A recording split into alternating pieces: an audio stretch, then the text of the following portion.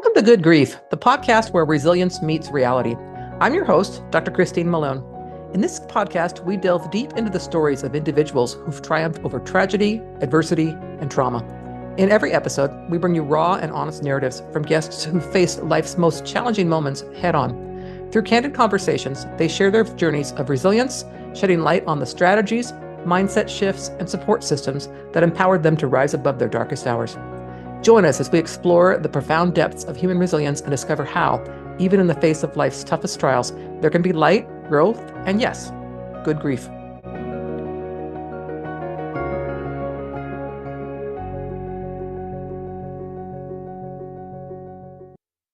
Okay, listeners, thank you so much for joining me for this episode. Today, we are honored to have Dr. Paul Zeitz with us. Dr. Zeitz is a preventive medicine physician, epidemiologist, movement builder, and an ordained Shir Hashirim rabbi. He spent decades working on causes that touch many facets of human well-being, from fighting the AIDS epidemic to climate change, racial and gender equity, and international child welfare. In his new book, Revolutionary Optimism, 7 Steps for Living as a Love-Centered Activist, Dr. Zeitz offers actionable strategies to help people channel their passion into impactful work. We'll dive into his personal journey, how he learned to fail forward, and the tools he offers for becoming a love-centered activist. Dr. Paul, welcome to the show. Thank you so much, Christine. I'm honored to be here with you. Yes, I appreciate you. So tell us a bit about, and I know kind of your journey sort of started when you moved your family to Africa to fight the AIDS epidemic. So tell us a bit about that. Why'd you do it? When did you do it? What was your goal? Yeah, so back in the 1990s, I pursued specialty training in public health and preventive medicine at Johns Hopkins University. I had worked in Latin America and India, and I really my heart got called to go to sub-Saharan Africa.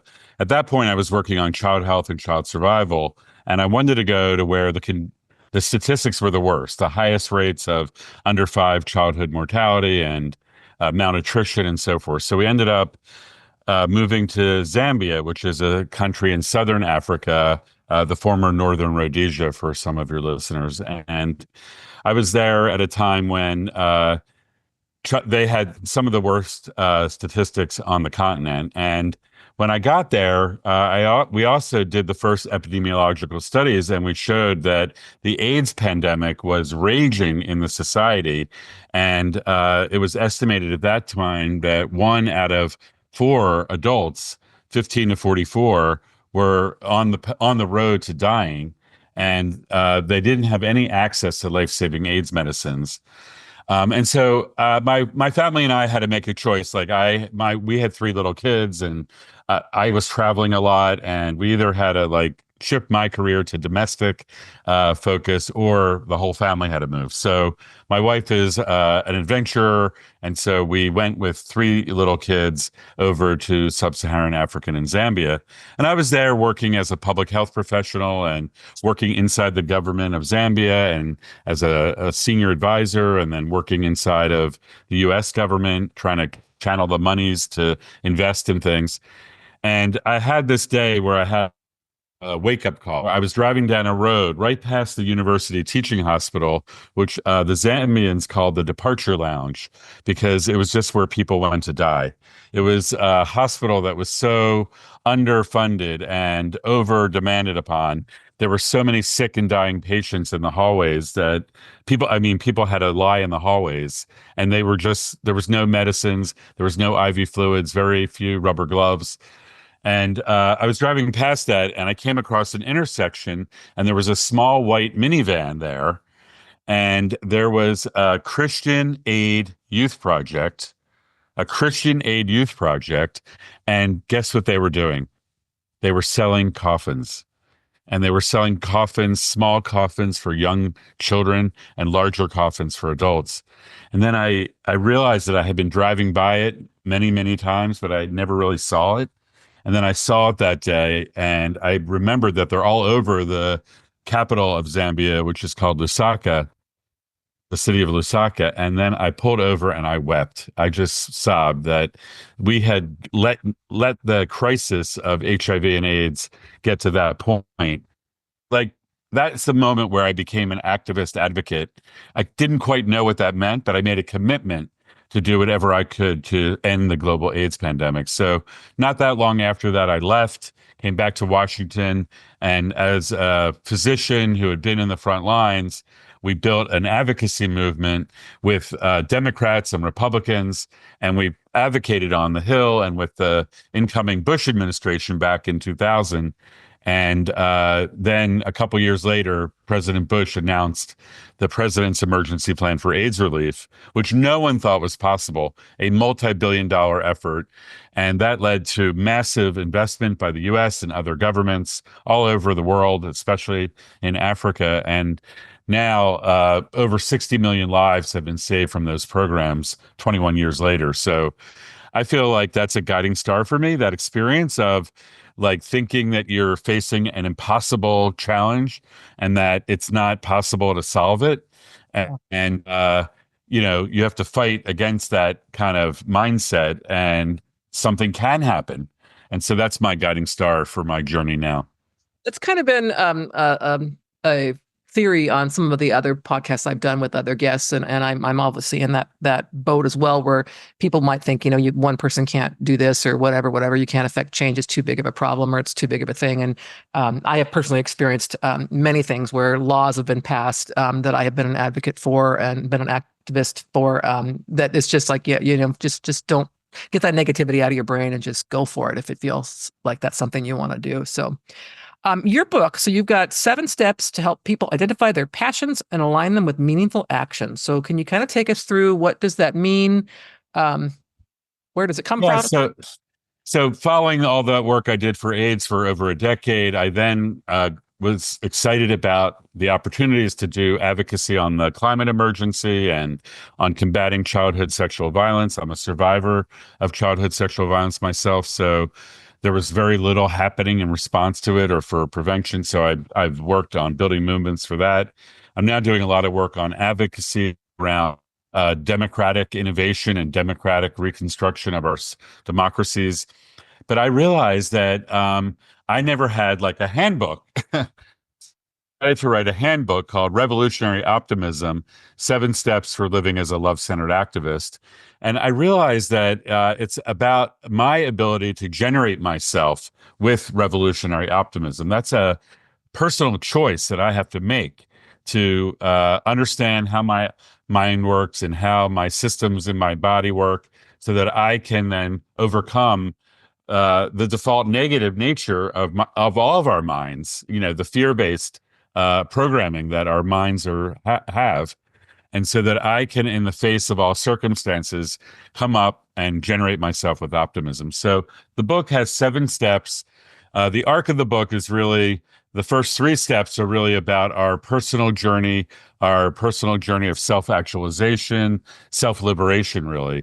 And how do we, what are the tools that we need to optimize ourselves? And I can go into that in more detail. The 4th step is called peace crafting, and that's really about how we relate to each other. And then the last 3 steps are really about our collective liberation.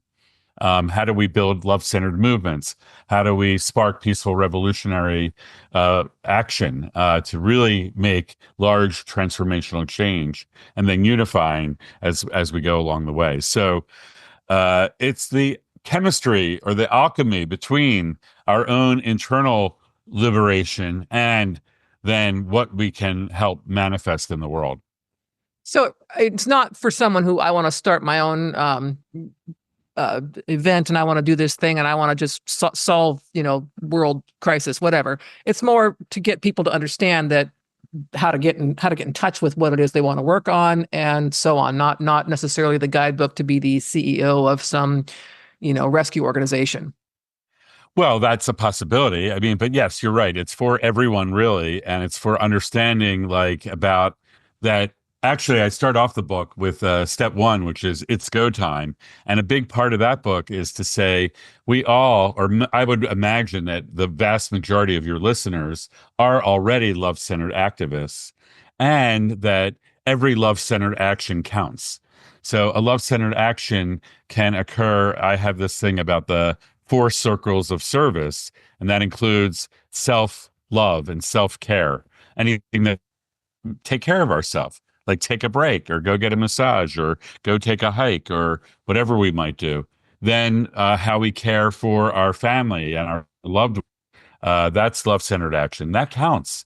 And then as we go into the community, anything like we do for that, and then the broader society or the global view. So I would say all your listeners are doing aspects of love-centered action right now. So everyone already is that. They may not identify as that, but that's okay. So I want to take a breath, you're already there. You don't have to aspire to be something you're not. You're already there. And then I go on to explain practices and experiences and stories from people around the world who are regular people like you and I are, who have done extraordinary things. Yeah, that's fascinating. I'm curious. So, do you find ever people that are not real sure what value or interest I really want to align with on this? I mean, is there? So I've got so many things like climate change, is a big one for me. Definitely anything to do with children, so on and so forth. I mean, narrowing it down to say, okay, here's something that you could work on because it's Yeah, absolutely. And we are not single issue people. Audre Lorde said that. We are all these issues, right? And so in step 5, it's called Imagineering, and it's about unlocking our political imagination, our radical visions.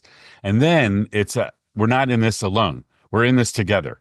So it's about building love-centered movements. And I have a lot of tools and practices in that step about like, okay, what do I want to focus on? There's a lot of ways that I can serve. I can serve as a leader or a catalyst, or I can just be a supporter. And then there are times where I just want to be a monitor and I don't have to do everything. And it is about, and then I have a whole set of prioritization criteria. Like, where is my time going to have the biggest impact? Or and I also offer this notion that we can experiment. We can do it one way for 6 months and then shapeshift and try something else. And then through that kind of experimentation, we can find what our soul's purpose is or what we're really called to do. And that's not static. That's something that changes over time. yeah. Sometimes people think they have to have it all figured out. And I'm like, no, the fun of life is to keep exploring and keep imagining. And then, maybe you'll want to dig into deeper, and then you can pursue that as well. Right. Well, of course, yeah, things do change, obviously. I mean, even your conversation about, the AIDS epidemic, I mean, it has changed there. There are medications in different places now where people can get what they need, maybe not a sense of complete equity, but it's a different conversation in and of itself. So, Mm. in your experience, how have you personally used optimism or however you want to phrase that to kind of get past challenges and so on? Well, yeah. So revolutionary optimism. So, the example in the AIDS work that I did was where I realized like what was going on with me. Like I would be in the wards with the dying patients, or I would be in the malnutrition wards where young infants were literally dying in their mother's hands, right in front of me. And then I was like, I found myself going, okay, this is the situation right now, but I can see a plan to totally transform and then take whatever action I can to try to manifest it. And so that was me. That was inside of me, my ability, possibilities in the face of despair and in the face of suffering. And so, yeah, then I worked on the climate issue, for example, and we have a very serious climate emergency underway. And even now, sometimes I get despairing about the lack of progress, and I'm worried about the impact of the climate crisis for future generations. And then I have to say, oh, wow, look, there's all these movements that are underway, and all these people that are fighting for transformation. And I went as far as implementing civil disobedience. Earlier this year, I was joined an organization called Climate Defiance, and we were bold and brave, and we jumped onto the congressional baseball game and interrupted the game. And Wow. 8 of us were arrested, and we were then held overnight, and we were detained and really mistreated, I would say. And through that process, and then we ended up all pleading guilty because under the laws of the system, yes, we weren't supposed to jump onto the field, but we were trying to raise the point that these people shouldn't be playing a game with our lives, right? They shouldn't be allowing fossil fuel production and expansion so that our atmosphere is polluted with carbon and it's making our planet not sustainable for future generations. So, you know, Yep. it was like when I was in the cell block and, not sleeping and not eating. And, I was like, what am I doing? And then I had to go, I'm here because for a purpose and to Yeah. make a statement. And, I have to generate myself that way. Yeah, that's pretty powerful. That's gone above and beyond anything I've done. I've never been arrested for a cause. I've been I've physical violence over a cause, specifically to do with women's rights, being Mm. assaulted by people outside of a trans, whatever. Anyway, that sort of thing, but not arrested. They should have been arrested. The The perpetrators there. Yeah. people who were coming after us just for trying to help these young women across the line. But nevertheless, one organization that you or movement that I know you're involved with that I'd like to hear more about is this U.S. National Truth, Racial Healing and Transformation Movement. So, what is that all about? Yeah. So, in 2000, in the wake of George Floyd's murder, and then there was this massive mobilization, actually the largest mobilization for racial equity and racial justice in U.S. history. And it actually mobilized people around the world. Right after that, Congresswoman Barbara Lee introduced legislation for the first time ever, calling for a U.S. truth, healing, and transformation that would examine and study the role of the federal government in perpetrating laws and policies that were contributing to racial equity. And so we built a large movement of hundreds of organizations that were keen on doing that. It was really modeled after the South African Truth and Reconciliation Commission, which was a very successful example of how a society that had been fractured by the apartheid system. And when Nelson Mandela was released from jail and then became president of South Africa, one of the first things he did was set up this Truth Commission where healing could occur, where the perpetrators could share what they did and the impact of the survivors was shared publicly. And then there's this one story which I share in my book, Revolutionary Optimism, where this mother forgave the prison guard who had killed her and ran up and hugged him, and he passed out. He couldn't believe that he could have been forgiven. And this was like live on TV. And so the kind of rippling that could occur with this kind of thing. And so we imagined that that would be a possibility for our own country to heal the racial wounds that are still very much alive in our society. So we worked on that for a couple congressional cycles. Unfortunately, we never got it passed into law. And Congresswoman Lee is now leaving Congress in January of 2025. So we'll have to determine the best way forward for that idea. New champion, if you can. Yes. What's No. that? I'm a new champion for it, and Yeah. Oh, yeah. There are many other champions that we'll be able to find. So for sure, that's definitely an important issue. So I know it was a 2020, just last year, then that you became ordained as a Shir Hashirim rabbi. So has that role impacted what you do as an activist? Was it just because you personally just wanted to do this, or how did that come about? Well, I have a deep spiritual practice in my life, and as I've been working and traveling around the world and facing the suffering and being at the front lines, if you will, I then dug into my own journey, my own spiritual journey, and trying to reconcile my vision for loving a love-centered, justice-centered world and the dissonance between what I see actually happening, and that created a struggle inside of me. So I went into interspiritual learning. I studied Christianity and Buddhism and Hinduism and did a lot of different practices. And I was born a Jew, so I also went into that path as well. And I found a teacher named Rabbi Shefa Gold, and I studied with her for 30 years actually, but she offered a deep dive program into a sacred text called Shir HaShirim, as you said, which is actually the Song of Songs, the Song of Solomon. And it's a short text, actually. It's only 8 short chapters. And it's about a relationship, a love relationship between a man and a woman and their journey. But it's actually a metaphor for our own relationship with what I call the great mystery, or that unknown, the great some people call it God, or some people use the word Jesus, or whatever language people use. I say the great mystery. It's this unknowable power that's out there. And so, yeah, I feel really honored to have been ordained as that, and it's like a challenge for me. Actually, it's a stretch to figure out like how can I live into that. And so, my book actually, Revolutionary Optimism, was my first offering of being a teacher of love, and it's really about how do we live the path of love, how do we walk the path of love, and how do we bring that into our everyday life. Right. Oh, that's fascinating. So what's next for you? I mean, you've just got this book come out. What's the next activism or book, or what are you working on?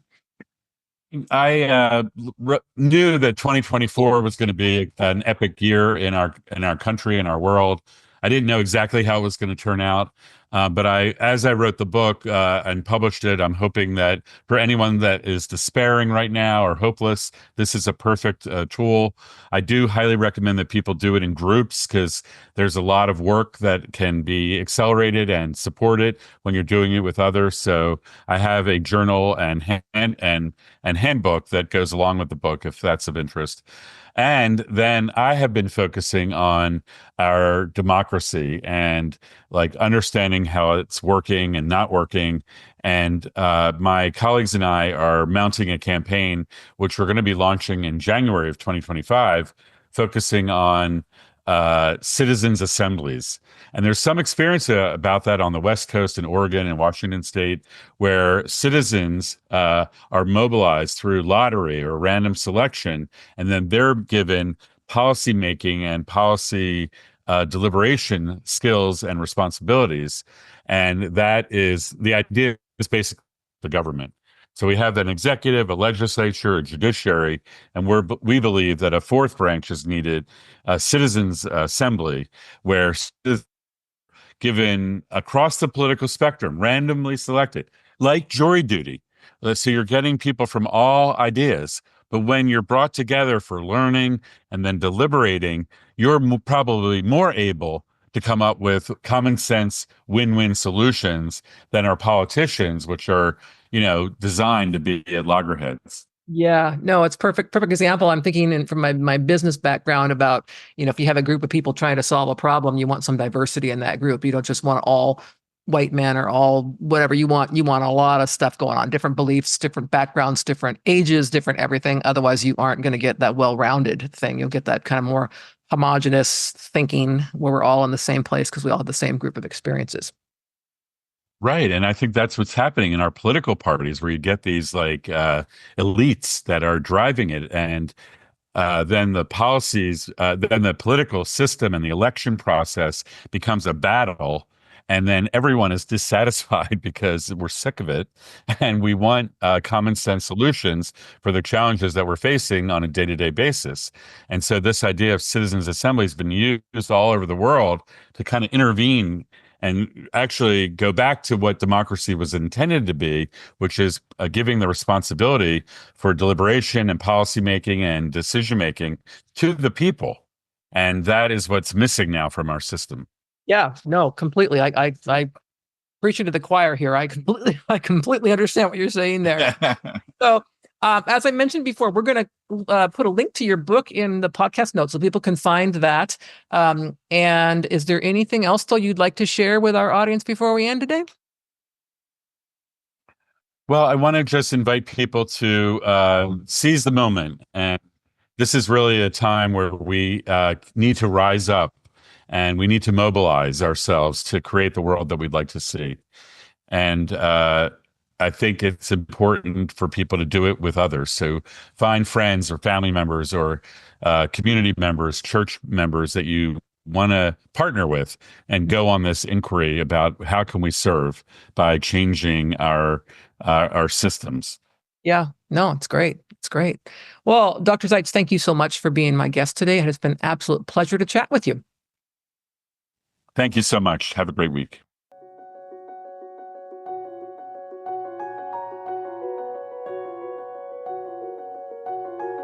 Thank you for joining us for this episode of Good Grief. We hope that the stories shared today have inspired and empowered you on your own journey of resilience. If you want to dive deeper into the themes of trauma, tragedy, and survival, be sure to check out my memoir, The Day I Became the Spider Killer, a memoir of trauma, tragedy, and survival. In this book, I shared my own raw and honest experiences, offering insights and strategies for overcoming life's toughest challenges. You can purchase the book on Amazon, Barnes & Noble, or listen to it on Audible. Your support helps us continue to bring these powerful stories to light and spread a message of hope and resilience. Stay tuned for more incredible stories on our next episode. Until then, remember, even in the face of life's toughest trials, there can be light, growth, and good grief.